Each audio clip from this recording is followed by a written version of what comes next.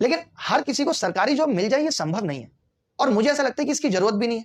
जिस चीज में आपकी रुचि है, आपका इंटरेस्ट है, आपको जो अच्छा लगता है, आप उस काम को करो, क्योंकि एक ही जिंदगी मिली है। और आप उस चीज पे मेहनत करके देखो, फिर आपको पता लगेगा कि कैसे अच्छे परिणाम देखने को मिलते हैं, आप कैसे सफल होते हैं। अगर आज हम देखते हैं कि कितने कितने महान लोग हैं जो अपने स्कूल में फेल हो गए, जो कभी कॉलेज में फेल हो गए, क्या वो महान नहीं बने? जिस व्यक्ति की किसी एक काम में रुचि है और वो उस काम में कुछ नया कर दिया, कुछ ऐसा कर दिया जो लोगों के लिए भी बहुत अच्छा है, बेहतर है, तो आप समझ लो कि वो चीज उसको भीड़ से अलग कर देगी और वो उस काम की वजह से बहुत अच्छे तरीके से जाना था। आप देख लो, इतने वैज्ञानिक थे, इतने आर्टिस्ट हैं जो हार नहीं मानते। एकाग्रता का मतलब मुझे ये लगता है कि आपने अपनी रुचि में कितना प्रयास किया है, आपका जिस चीज में इंटरेस्ट था उसमें आपने प्रयास कितना करा है। अगर मैं अपनी बात करूं, मेरा गणित में इंटरेस्ट था तो मैंने सोचा कि मैं कुछ नई चीज बनाता हूं, मैं वैल्यू पुटिंग को कुछ नए आयाम देता हूं। मैंने देखा था कि मैं कैसे ट्रिग्नोमेट्री या ज्योमेट्री के अंदर एंगल को 0 पुट कर देता हूं, लेकिन जमाने ने नहीं माना। मैं 6 साल अपनी रुचि को देता रहा, लेकिन किसी ने मुझे वो पहचान नहीं दी। लेकिन एक दौर आया 7वें साल 8वें साल, जब लोगों ने माना कि हाँ, मैं गणित को अलग तरीके से पढ़ाता हूं। एक कहानी आपको बताता हूं, थॉमस एल्वा एडिसन ने 1000 बार एक्सपेरिमेंट प्रयोग किया था और हार नहीं मानी थी। जब उनसे पूछा गया कि आप हर बार एक्सपेरिमेंट में फेल हो रहे हो, तो क्या आपको ये नहीं लग रहा कि आप गलत प्रयास कर रहे हो?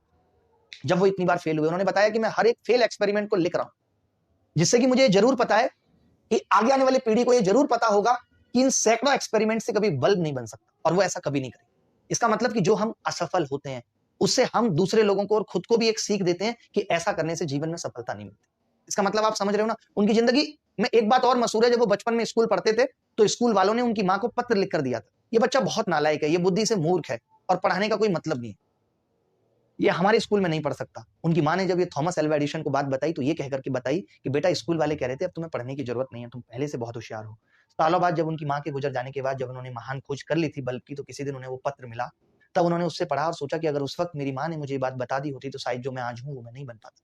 सारा गेम कॉन्फिडेंस का है कि मैं क्या कर सकता हूं या क्या नहीं। दुनिया आपको गिराने के लिए बैठी है, दुनिया ये बताने के लिए बैठी है कि तू ये नहीं कर सकता। लोग तो मछली को ये ताने देके मार दे रहे हैं कि तू पेड़ पे नहीं चढ़ पा रही। मछली, हाथी, बंदर, शेर, घोड़ा, गधा, सबको एक ही एग्जाम देने को कह दिया गया है। सब एक एग्जाम पास नहीं कर सकते।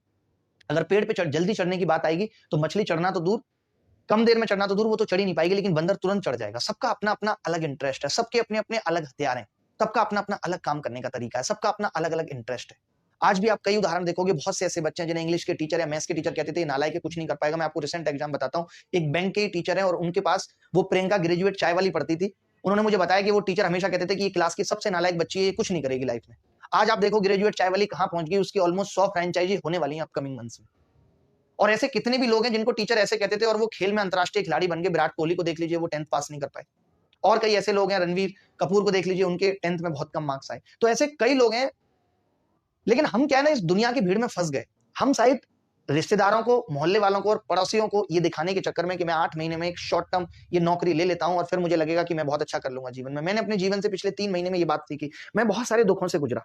खैर, मैं उसे दुख नहीं मानता, मैं समझता हूँ जीवन का ये संघर्ष है जो रिकवरेबल है, ये वापस लौट जाएगा। मैंने कभी आपको आगे कहा भी नहीं था, बहुत सारी दिक्कतें चल रही हैं, अभी भी चल रही हैं, बट मुझे मालूम है कि ये दौर भी गुजर जाएगा, क्योंकि मेरे अंदर हिम्मत है, कॉन्फिडेंस है, मैं हर चीज अपने फेवर में कर सकता हूँ। वक्त लगता है, हमेशा वक्त एक सा नहीं रहता। तो मेरे साथ भी वही था कि मेरी जॉब लगी थी, मैं मैथ्स के बारे में सोचता रहता था, मुझे लगता था कि यार जॉब में मेरा इंटरेस्ट नहीं है, मैं गलत फंस गया और मैंने अपने उस डिसीजन को बदला। कई बार हम अपने उस डिसीजन को बदल नहीं पाते, हमें ऐसा लगता है कि अब हम इस राह पे चल दिए तो अब शायद वापस लौट के आना मुश्किल है। जैसे बहुत सारे लोग किसी रिलेशनशिप में फंसे हुए हैं, लेकिन वो वापस लौट के नहीं आना चाहते, उनको लगता है कि अब 6 साल हो गए रिश्ते को तो ढोना जरूरी है। ऐसा बिल्कुल भी नहीं है। लाइफ के हर मोमेंट पे आपको यू टर्न मिलेंगे। किसी भी चीज में आप तैयारी कर रहे हैं, आज अगर आपको लगता है कि तैयारी आपके बस की बात नहीं है, आप गलत दिशा में, आप चाहे सिंगिंग में ये मेहनत कर लिए होते, कॉमेडी में ये मेहनत कर लिए होते, तो आपका जीवन आगे निकल जाता। क्योंकि अगर आप आधे अधूरे मन से पढ़ोगे तो एकाग्रता कभी नहीं आएगी। मैं आपको एक छोटा सा एग्जांपल देता हूं। अभी मैं कुछ दिन पहले ईसा फाउंडेशन वाले सदगुरु जी महाराज ने हमें बुलाया।